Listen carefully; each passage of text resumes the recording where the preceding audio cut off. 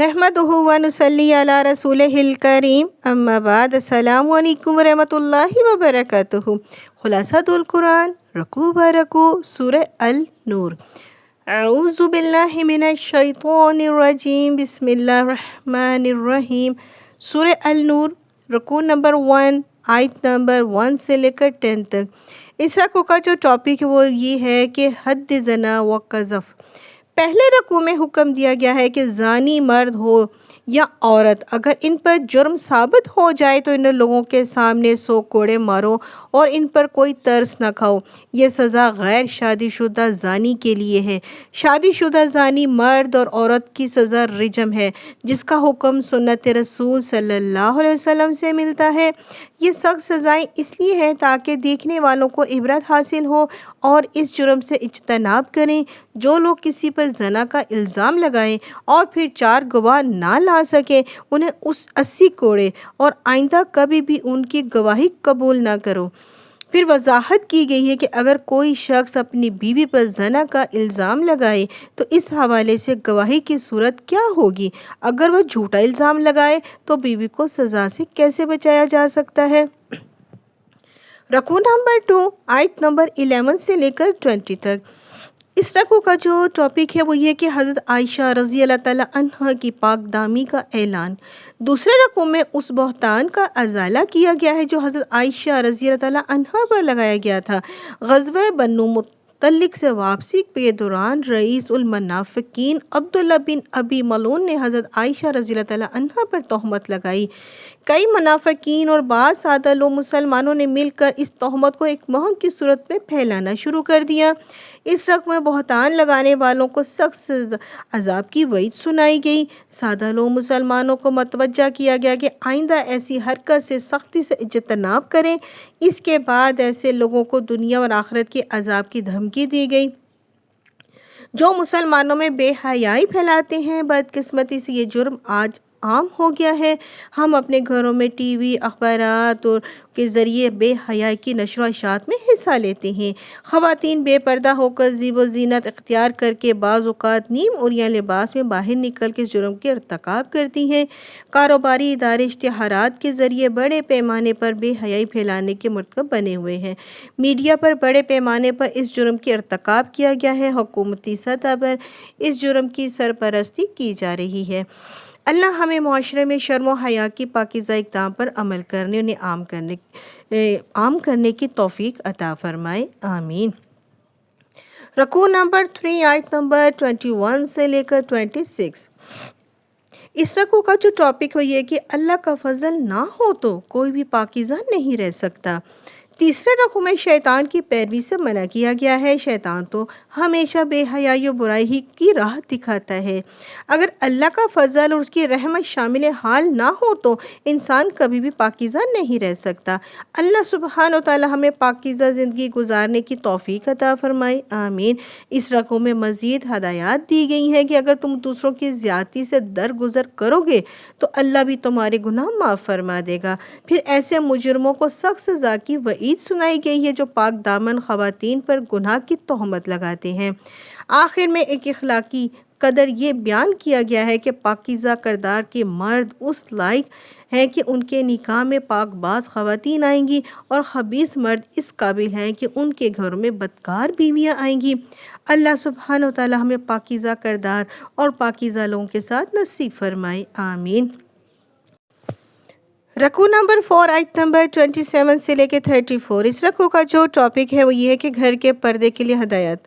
چوتھے رکوع میں گھر کے پردے کے لیے ہدایت دی گئی ہیں۔ کسی کے گھر میں اس کی اجازت سے داخل ہوں، اگر گھر والوں کو سلام پیش کریں اور سلامتی کی دعا دو، اگر صاحب خانہ ملاقات کے لیے وقت نہ دیں تو بغیر کسی ناراضگی کے واپس آ جائیں۔ گھر کے اندر مرد اور خواتین نگاہوں کی حفاظت کریں۔ نامحرم پر نگاہ ڈالنا تو گناہ ہی ہے۔ بالغ ہونے کے بعد بالغ محرموں پر بھی نگاہ ڈالنے سے اجتناب کریں۔ مرد اور خواتین اپنی عصمت کی حفاظت کریں، ایسا لباس پہنیں جو ساتر ہو۔ خواتین اضافی چادر کے ذریعے اپنے سینے کے ابھار کو چھپا لیں۔ خواتین شوہر اور محرم مردوں کے سوا کسی کے سامنے اپنی زیب و زینت نہ دکھائیں اور چہرہ نہ کھولیں۔ خواتین قدم زور سے زمین پر نہ ماریں تاکہ زیورات کی جھنکار ظاہر نہ ہو۔ بے نکاحوں کا نکاح کر دیا کرو کیونکہ نکاح انسان کی عصمت کی حفاظت کا ذریعہ ہے۔ ان ہدایات پر عمل کے حوالے سے کوتاہی پر اللہ کی بارگاہ میں مسلسل توبہ استغفار کی جائے۔ رکوع نمبر 5 آیت نمبر 35 سے لے کے 40۔ اس رکوع کا جو ٹاپک ہے وہ یہ نور ایمان کے لیے تمثیل۔ 5ویں رکوع میں بندے مومن کے دل میں ایمان کو ایک تمثیل سے واضح کیا گیا ہے۔ نور ایمان اسی طرح سے ہے جیسے ایک قندیل میں چراغ روشن ہو، چراغ کو خالص روغن زیتون سے روشن کیا گیا ہو۔ زیتون ایسے درخت کا ہو جو باغ کے بالکل درمیان میں ہونے کی وجہ سے سورج کی تمازت سارا دن جذب کرتا ہو، اس وجہ سے اس کی روغن میں جلا دینے کی صلاحیت اس قدر تیز ہوگی دور ہی سے آنکھ کو پکڑ لے گی۔ اسی طرح جس شخص کی فطرت کا روغن آلودگی و تعصبات سے پاک ہو، وہ اللہ کی طرف سے آنے والی وحی کی دعوت کو فوراً قبول کرتا ہے، اس کا دل نور کے ایمان سے جگمگا اٹھتا ہے، گویا نور ایمان دونوں نوروں کا مجموعہ ہے۔ نور فطرت سے نور وحی، جن لوگوں کا باطن نور ایمان سے منور ہو چکا ہے وہ صبح شام اللہ کا ذکر کرتے ہیں، ان کی تجارت انہیں اللہ کے ذکر، نماز اور زکوٰۃ سے غافل نہیں ہونے دیتی۔ اللہ انہیں ان کے اعمال نہ صرف بہترین بدلہ دے گا بلکہ اپنے فضل سے مزید بھی نوازے گا۔ اس کے علاوہ ایسے لوگوں کے اعمال کی حقیقت سراب کی مانند ہے جو ریاکاری کرتے ہیں، اللہ کی جزوی اطاعت کرتے ہیں، جن کے دلوں میں ایمان کے بجائے منافقت کی بیماری ہوتی ہے۔ روز قیامت انہیں نیکیوں کا اجر نہیں بلکہ جہنم کا عذاب ملے گا۔ پھر ان بد نصیبوں کے لیے گھٹا ٹوپ اندھیروں کی مثال دی گئی ہے جو ایمان اور عمل دونوں سے محروم ہوتے ہیں۔ اللہ سبحانہ و تعالی ہمیں اندھیروں سے بچائے اور نور ہی کی نور عطا فرمائے، آمین۔ رکوع نمبر 6 آیت نمبر 41 سے لے کر 50۔ اس رکوع کا جو ٹاپک ہے وہ یہ کہ اللہ کی عظمت و قدرت کا بیان۔ 6 رکوع میں آگاہ کیا گیا ہے کائنات کی ہر شے زبان حال اور زبان قال سے اللہ کی تسبیح کر رہی ہے۔ اللہ ہی بادلوں کو اٹھاتا ہے، انہیں باہم ملاتا ہے، ان سے بارش برساتا ہے، آسمان سے اولے برساتا ہے جن سے کسی کی کھیتی محفوظ رہتی ہے اور کسی کی کھیتی برباد ہو جاتی ہے۔ اللہ بادلوں کو ٹکرا کر بجلیاں پیدا کرتا ہے جو انسانوں کی بینائی سے محروم کر سکتی ہے۔ اللہ ہی نے رینگنے 2 پاؤں پر اور 4 پاؤں پر چلنے والی مخلوق بنائی۔ بلا شبہ اس مظاہر قدرت میں بندوں کے لیے سبق آموز کا سامان ہے۔ اس رکوع میں منافقین کا طرز عمل واضح کیا گیا ہے۔ جب انہیں شریعت کے مطابق فیصلوں کی طرف بلایا جاتا ہے تو نہیں آتے، البتہ اگر ان فیصلوں سے اپنے حق میں کوئی فائدہ نظر آئے تو فوراً حاضر ہو جاتے ہیں۔ حقیقت یہ ہے کہ ان کے دل نور ایمان سے محروم ہیں۔ رکوع نمبر 7 آیت نمبر 51 سے لے کر 57۔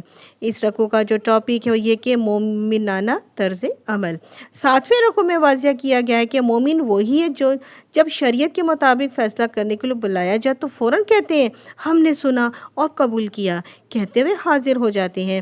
یہ وہ خوش نصیب ہیں جو کامیابی کے بلند درجات پر پہنچتے ہیں، اور جو لوگ شریعت کے مطابق فیصلے قبول نہیں کرتے وہ جان لیں نبی کریم صلی اللہ علیہ وسلم کے ذمے صرف حق پہنچا دینا ہے، منوانا نہیں۔